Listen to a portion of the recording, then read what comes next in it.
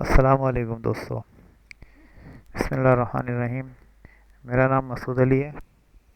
हम आज से ब्लेंडर के ऊपर एक उर्दू में ट्यूटोरियल स्टार्ट कर रहे हैं, जिसमें हम मॉडलिंग सीखेंगे पहले। फिर उसके बाद हम जो है ना यूवी रैपिंग वगैरह और रिगिंग वगैरह, फिर एनिमेशन पे जाएंगे आहिस्ता आहिस्ता इंशाल्लाह ताला। तो हम स्टार्ट करते हैं ब्लेंडर।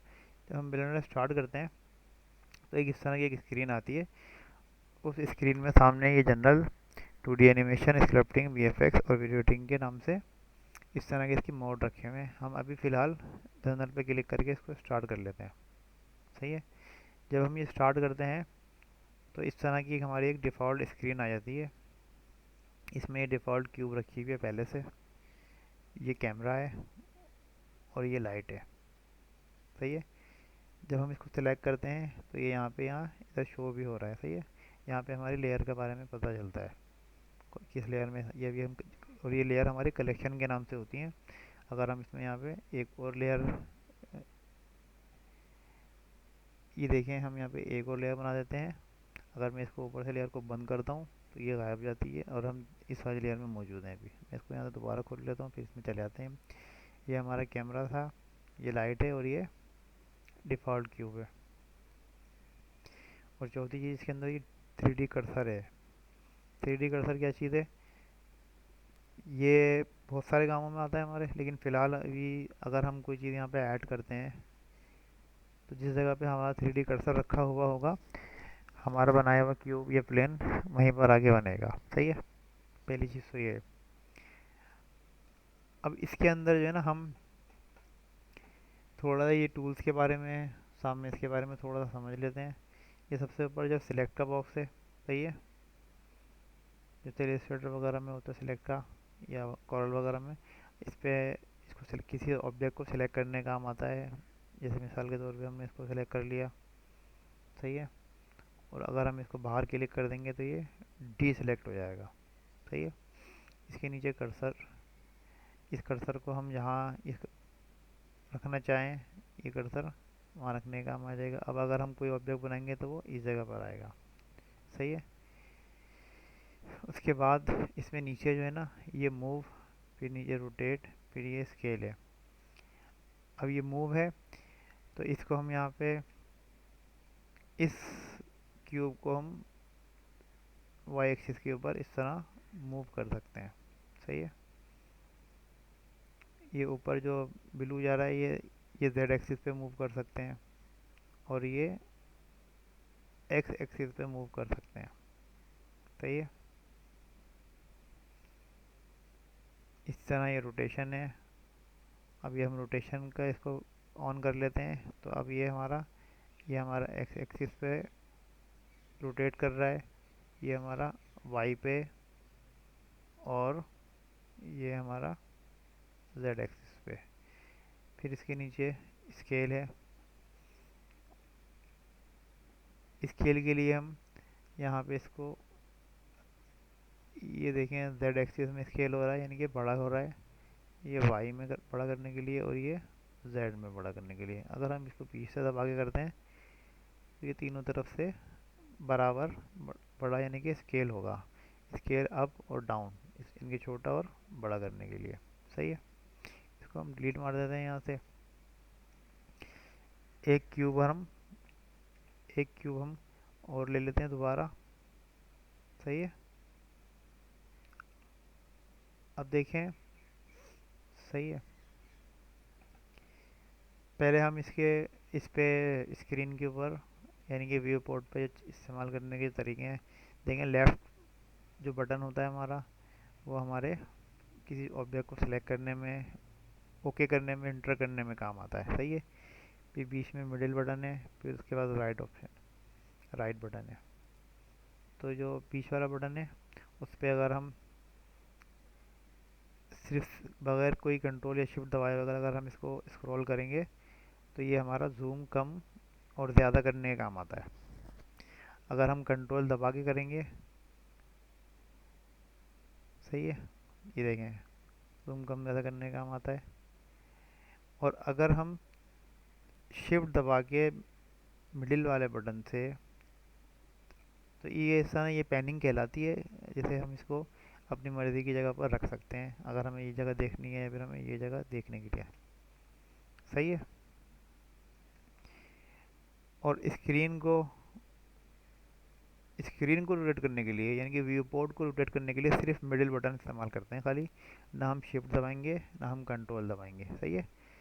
यानी कि व्यू पोर्ट को रोटेट करने के लिए खाली मिडिल जो माउस का जो बटन होगा उसको हम इस तरह दबाएंगे तो हमारी स्क्रीन रोटेट होती है या व्यू पोर्ट रोटेट होती है।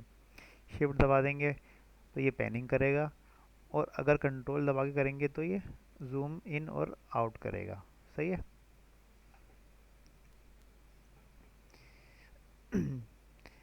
अच्छा, एक चीज़ और इसके अंदर कि इसमें हमारे पास जो है ना एक दो तीन, अगर मैं इसको एडिट मोड में ले आता हूँ, पहले हम यहाँ देख लेते हैं कि ये ऑब्जेक्ट मोड है। सही है। तो ये ऑब्जेक्ट मोड है, इसमें हम सिर्फ ऑब्जेक्ट को मूव कर सकते हैं, स्केल कर सकते हैं, रोटेट कर सकते हैं, लेकिन इसके अंदर हम कोई एडिट नहीं कर सकते, या इसमें हम किसी किस्म का कोई शेप नहीं बना सकते ऑब्जेक्ट मोड के अंदर।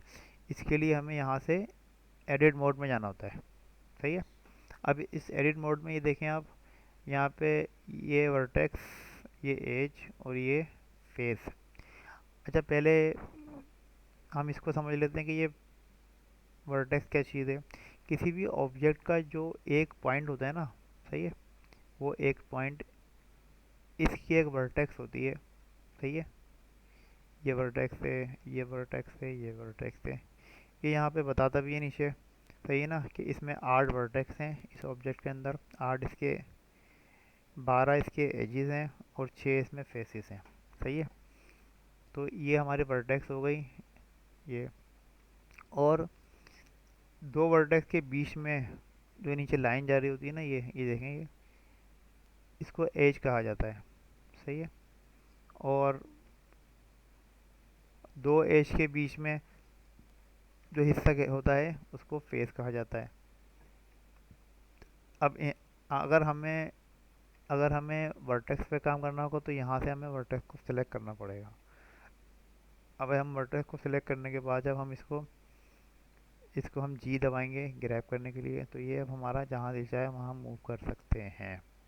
उसके बाद दूसरे नंबर पे एज है, हम एज को ले लेते हैं। अगर हम एज को लेके सिलेक्ट करते हैं फिर हम जी दबाते हैं दोबारा, तो ये देखें एज, पूरा एज मूव कर रहा है। सही है ना, ये पूरा एज मूव कर रहा है। फिर तीसरे नंबर पर फेस है हमारा, फेस को सिलेक्ट करते हैं। अब अगर हम जी दबाते हैं तो ग्रैब करने के लिए, तो ये देखें पूरा फेस मूव कर रहा है। सही है।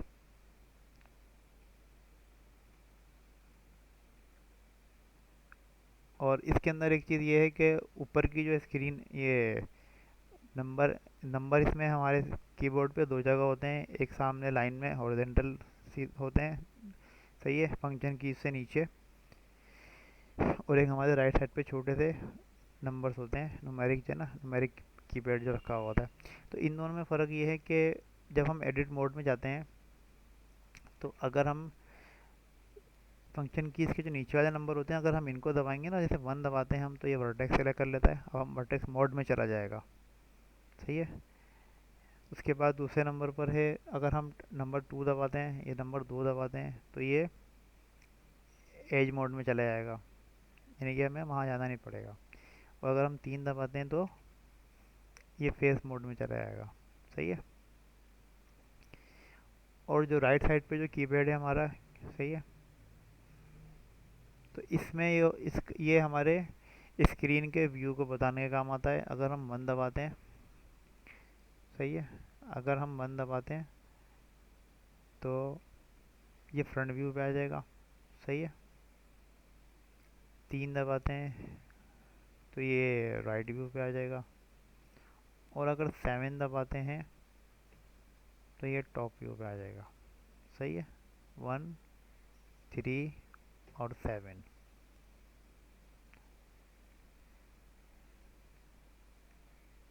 और अगर हम कंट्रोल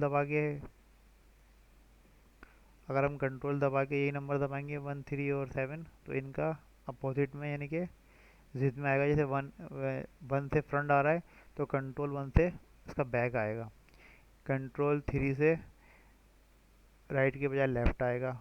और 7 से जब टॉप आता था तो कंट्रोल 7 से बॉटम ऑर्थोग्राफिक मोड आ जाएगा। सही है। बस आज के लिए इतने काफ़ी है। सही है, इंशाल्लाह मिलते हैं फिर अगली वीडियो में।